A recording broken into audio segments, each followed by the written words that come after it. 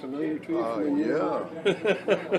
I was telling, I think it was Ed Jones or somebody, that it's great to have a celebration of honoring players when the team is playing well. You don't want to be going out there to get honored and the team is down 40-3, you know. So it's great that the team is playing so well today on such a special day for Hector and also Bill. What kind of relationship did you have with your offensive line when you were playing? I had a pretty good relationship with those guys. I think our whole team was pretty close-knit if you just look back at those days. We had a lot of team functions together. All the guys always showed up, whether it was family or whether it was just a team function. So that's one of the reasons that we were so close and were able to win so many ball games. We had a really special relationship on and off the field during those days. Was that something you learned when you got here, the Eskimo tradition? I think I did, yeah. Tom Wilkinson and Bruce Limmerman kind of filled me in on all of that every day when we were in meetings, and they're the ones that really taught me the game up here as far as how to prepare for a game, how to scout different opponents, a lot about the rules and how you can incorporate the rules into your style of play. So I owe a lot of my success up here to those two guys. What are the biggest lopsided scores you remember you played? Wow, I think it was one night here in Montreal, against Montreal, I think when my last year maybe here. We put up a lot of points. I remember putting up a lot of yards, throwing the ball. God, we had a lot of blowout wins, so it's hard to say. But we had a lot of good victories up here, and I mean, even a couple of our Grey Cups were kind of blowouts. Those guys, how much of those? No. How much did Stevenson and Pache contribute to the closeness? I get the impression they were kind of in charge of the fun as well as other things. They were a big part of our success. One, because they were good enough that we could play Canadian offensive linemen. You know, we didn't have to go and use one of our Americans on an offensive lineman all the time when those two guys were able to play and play tackle. And you could put your American in another skill position. So just from that standpoint, from a roster standpoint, they were fantastic. And it wasn't like you were putting a Canadian player that wasn't very good out there. You're talking about two of the best players that were at their position during that time. You know, Hector and I came in the same year together, and when I first saw him, I'm like, can this guy play football? Just because of his physical stature and all of that. But I tell you what, he was one of the smartest players I ever played with.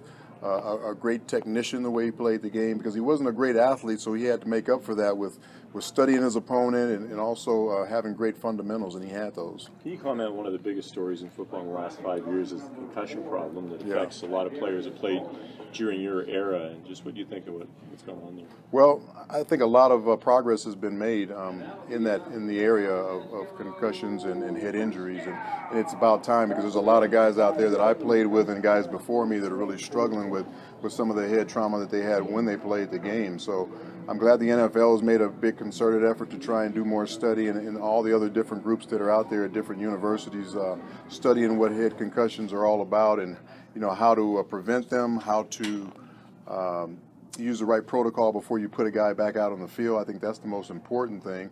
And then trying to improve the equipment so you can cut down on the number of them. And so there's been a lot of big strides made over the last 5 or 10 years. Don't you think the NFL, though, ignored the problem for a long time until they were pushed from outside forces? I don't know if they ignored it. I just didn't think they felt the problem was as bad as it was until a lot of guys started coming out talking about the different ailments they were having, whether it was Parkinson's disease or dementia and some of the other things that they were struggling from. Then you started seeing all these guys start to commit suicide and things like that, and that's where CTE came into play. So once the NFL saw that it was a problem and that they might be liable for some of that, they really started to make some efforts to get a better handle on the problem. Concussions will never go away. It's a contact sport. Guys are going to collide, but you want to try and cut down on them as much as you possibly can. I think they're doing a better job of that. There's many quarterbacks. I mean, Steve Young comes to mind, but there's a lot of quarterbacks who were at I risk. had 6. Okay, have you had any? But I haven't issues? had any signs, at least that I'm really aware of. But I wake up every morning wondering if this is going to be the day, So it's something that you live with, that because of what you've seen other guys have to deal with, you wonder if it's going to ever affect you. And I'm 57 years old right now, and I'm in that area of when you start to see some of that stuff happen. But you have a little short memory loss, but that could be just from being older anyway. It doesn't mean it's from the concussions. But as far as physically, I've really came out of this game okay for a guy that played 23 years.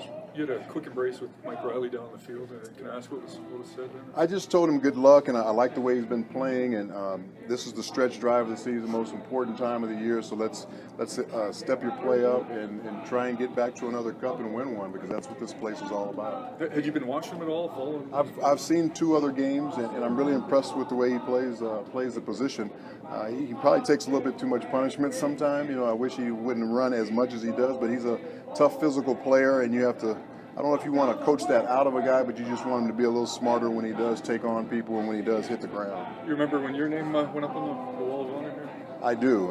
It was a great day. I had my kids with me, which was great, and always good to come back to this place because there's so many great memories of playing here, and the people were so great to me while I was here.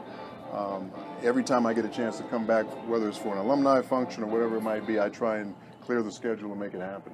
You were kind of a trailblazer for black quarterbacks in the NFL. Do you feel like it's got to a place now where it's not even an issue anymore? When people look back at your career, they think, wow, was that a problem then? And that's what you were striving for when it was all going on. When is the day going to happen when you're not referred to as a black quarterback? And you look at the Super Bowl this past year with Russell Wilson being in there, he wasn't asked a question once about his color, and that's when you know that people don't care about that anymore, and it's not an issue, and they're being judged by if they can play the game or not, and they're getting the opportunities to play the game. And that's the biggest thing I always was upset about, is just give us the opportunity. If we can't play and we're not good enough, then you can cut us and we move on. But if you're not going to give an eye an opportunity, how are you going to ever know if he can play or not?